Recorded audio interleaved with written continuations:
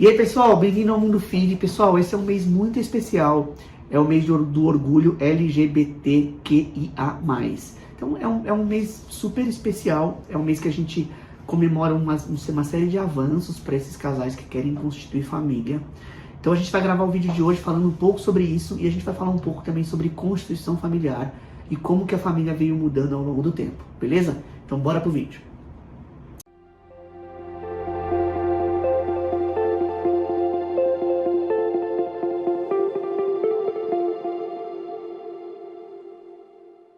Pessoal, como de costume, queria pedir demais, a gente agradece demais quando as pessoas se inscrevem no canal. Então se inscreve no canal, ativa as notificações, porque tem vídeos de várias informações que a gente traz aqui pro canal. Eu acho que vocês vão gostar, principalmente se vocês estão tentando engravidar ou se vocês estão grávidas. Tem bastante informação aqui, então se inscreve no canal, beleza? A segunda coisa, se você faz parte dessa comunidade, ou se você conhece alguém, se você quiser fazer algum comentário, coloca aqui embaixo o comentário que a gente tenta responder todo mundo. Especificamente, no meu caso, como que eu faço o tratamento, o que que eu penso, onde eu busco tal informação. Pessoal, deixa aqui embaixo nos comentários que a gente vai ajudar todo mundo aí a constituir família, todo mundo que tem o sonho deste tipo de tratamento, beleza? Bom, alguns dados que a gente quer trazer, olha que interessante, ó, a Associação de Notórios de Registradores do Estado de São Paulo.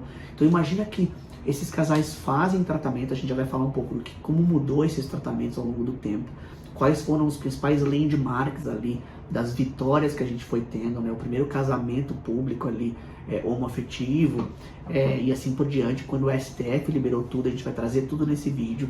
Mas olha que interessante, de 2011 a 2020, 73.859 casamentos homoafetivos. E a gente vai lembrar que o primeiro casamento homoafetivo público foi na Bahia, em 2003. Então, de 2011 a 2020, 73 mil casamentos. Então, a gente sabe que isso é muito dinâmico e a gente sabe que isso está de fato, e a gente vai falar um pouco da parte técnica de como construir família, principalmente nesses casais que vão se formando, beleza? Bom, queria trazer aqui um conceito do que é família, para vocês entenderem, para o orgulho LGBT neste mês, como que a família foi mudando ao longo do tempo e como que a gente define tudo isso. E para isso eu trouxe uma definição, a gente vai pôr na tela aqui a definição, um conceito, que é um conceito de Murray, de 1996. A família é um sistema social uno. Então é um sistema social que vive numa sociedade uno, tá? Compacta ali, que é chamada de família. E é composto por um grupo de indivíduos. Então, normalmente quando você constitui família, a gente vai ver que este conceito é um conceito que vai muito além de gênero, muito além de opção sexual, de constituição familiar. Então, um grupo de indivíduos, cada um com seu papel atribuído. Isso é uma coisa muito importante. Uma constituição familiar, cada pessoa, cada indivíduo ali de dentro tem um papel atribuído. Mesmo que todos façam basicamente vários papéis, mas no final do dia sempre fala assim, você paga a conta de luz, eu pago a conta de água. Então, basicamente, dentro de uma unidade familiar, cada um tem o seu papel atribuído. Embora diferenciados, constituem, consubstanciam o funcionamento de um sistema todo. Ou seja, a unidade familiar é formada por um grupo de indivíduos, ele não fala aqui de sexo, não fala de qualquer coisa, mas que cada um tem um papel atribuído e que todos juntos funcionam, se trabalham juntos para que a constituição familiar aconteça de forma adequada. Então é interessante, né? Em 1996, a gente está falando muito antes do STF liberar as leis todas ali para os casais, e a gente está falando muito antes ali do primeiro casamento público, que foi na Bahia, como a gente já falou, em 2003. Então a gente vai trazer uma série de informações legais aí para esse mês, que é o mês do LGBT, beleza? Então, modificações de família de 60, a gente trouxe esse slide para dizer o seguinte: o IBGE revela que 59% das pessoas que eram casadas em 1960 tinham divórcio. Então, imagina que a gente tem um padrão familiar típico que foi formado lá em Roma, que a Igreja Católica formava, né? Que tinha ali, basicamente, era uma família patriarcal, né? Onde o pai constituía ali a principal fonte de renda da família, e a igreja protegia um pouco a constituição familiar, né? Evitava um pouco os divórcios também. E o que foi acontecendo? A igreja foi perdendo um pouco da capacidade de manter essa constituição, e a gente entrou numa fase em 1960 onde tinha muito divórcio. As pessoas realmente se divorciavam muito. Isso vem depois de um pós-guerra onde muitos homens morreram na guerra, né? 1944, 1945, a Revolução Industrial um pouquinho depois, a mulher foi necessária tanto para contabilidade familiar quanto para trabalho. Então, realmente a mulher ganhou muito espaço de trabalho, mas foi também uma necessidade, né? A gente não tinha homem para trabalhar nas fábricas, e o homem que fazia a contabilidade da família ali em 1930, 1920, morreu na guerra. Então a mulher se viu necessária de fazer as contas familiares, de trabalhar e assim por diante. E aí a demanda social foi acontecendo, e aí em 1960 a gente vê a mulher não mais dependendo ali de uma estrutura patriarcal, mas com toda a sua renda, onde quando o amor ali não existia mais, as pessoas conseguiriam claramente se divorciar e começavam outras famílias. E aí a gente começou a ter uma série de famílias que a gente começa a chamar de famílias plurais. E por que eu estou falando um pouco disso nesse mês? Para vocês entenderem como a gente vê a família ali formada por casais diferentes dos habituais, como sendo famílias plurais, beleza? Então, o que a gente começou a formar? Casais separados que tinham novos parceiros ou novas parceiras, né? Então, se formou ali um detalhe onde a gente tinha novas famílias formando de um casal inicial. E quando esse casal tinha filho, a gente criou um outro problema. Com quem fica esse filho? O filho fica com o pai que separou com a nova instituição familiar que ele fez, ou com a mãe? A gente tinha filhos que foram ali basicamente criados pelos avós. Então, constituição familiar, a avó ou o avô cuidavam dos filhos que nasceram de casais divorciados. Depois a gente começou a ter uma série de coisas, e aí começou a constituição familiar deixou de ser pai, mãe e filho para começar a ser plural. E aí a gente chama de famílias monoparentais, ou seja, a mãe cuida do filho, uma nova família, e não tem um outro parceiro. Famílias ampliadas, que a gente já falou, né, os colaterais ali, as mulheres que eram separadas, e aí a gente começou a caminhar. Beleza? Bom, e aí vamos entrar especificamente nos casais homoafetivos e como que a lei foi andando e como essa constituição familiar nova se encaixa muito bem nesses casais que eram formados a partir dali. Então, uma das pessoas polêmicas na época políticas, a Marta Suplicy, ela aprova um projeto de lei 1151 que legaliza a união estável civil homoafetiva. Então, a Marta, em 1995, criou um projeto de lei 1151 que oficializou a união civil homoafetiva. Então a gente está falando de 1995, a gente está falando de 15 anos de história, 20 anos de história, 25 anos de história, muito recente, mas era uma demanda social muito forte, e a lei, tanto o poder legislativo quanto o poder judiciário, tinham que resolver esses problemas de famílias que estavam se formando. A gente via em 2000, 2005, pessoas que viviam 25 anos juntos, homoafetivos, e que não tinham ainda uma solução jurídica para ver com quem fica o patrimônio que eles construíram juntos, né? Às vezes 2 mulheres ou 2 homens, com quem fica.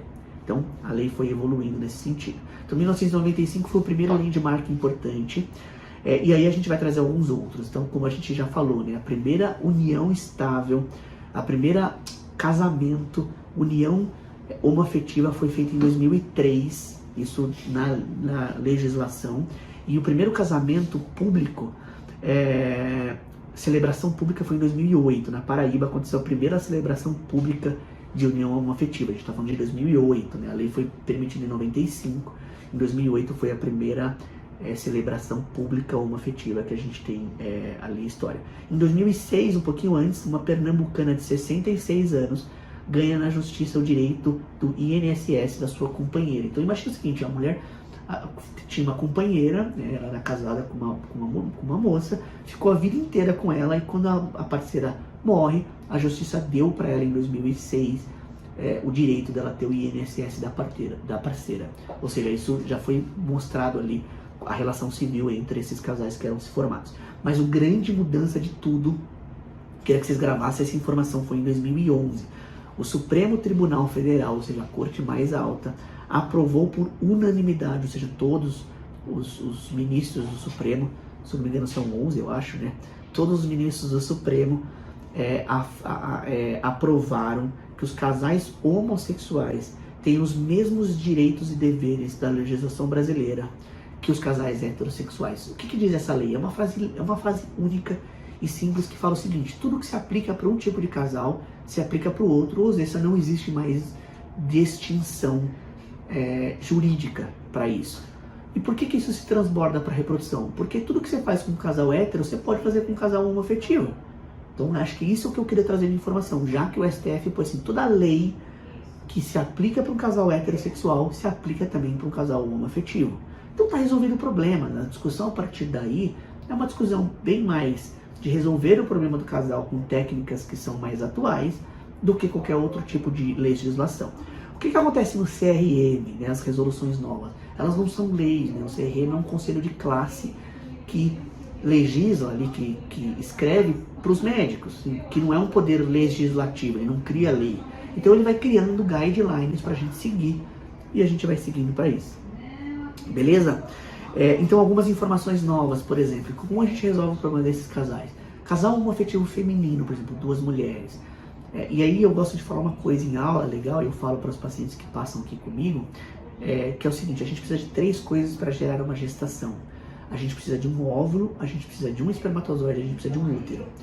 E todos os casais que são formados, a gente foca nessas 3 coisas, né? Então, por exemplo, um casal homoafetivo feminino, se nenhuma das 2 parceiras ali tiver algum problema de útero, a gente pode escolher qual das 2 vai gestar. E aqui as pacientes decidem, porque tem algumas pessoas que não se veem grávidas, né? Um pouco mais ali da visão de gênero dela, né? Como ela se veste, esse tipo de coisa, ela não se vê grávida. A parceira fala, não, para mim não tem problema nenhum.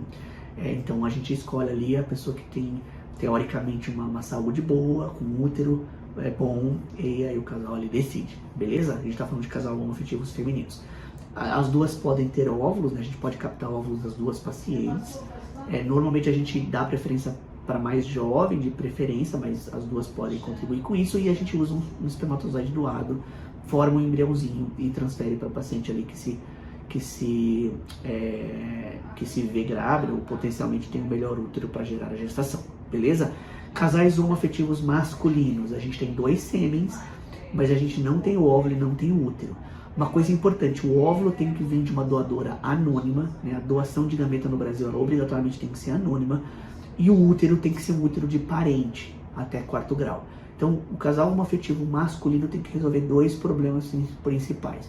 Precisa ter um útero que seja parente deles até 4º grau, e precisa escolher uma doadora de óvulos para formação dos embriões para eles. Beleza? Pessoal, acho que essas são as informações que eu queria trazer para vocês.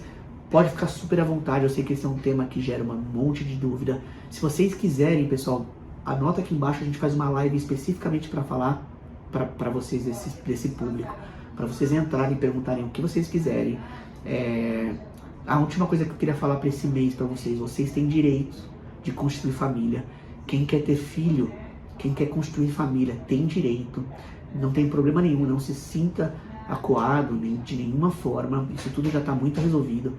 Vou te dizer que os centros de reprodução humana estão preparados para receber esses casais, né? Então procure ajuda que você vai ser bem recebido. Você e sua parceira, ou você e seu parceiro.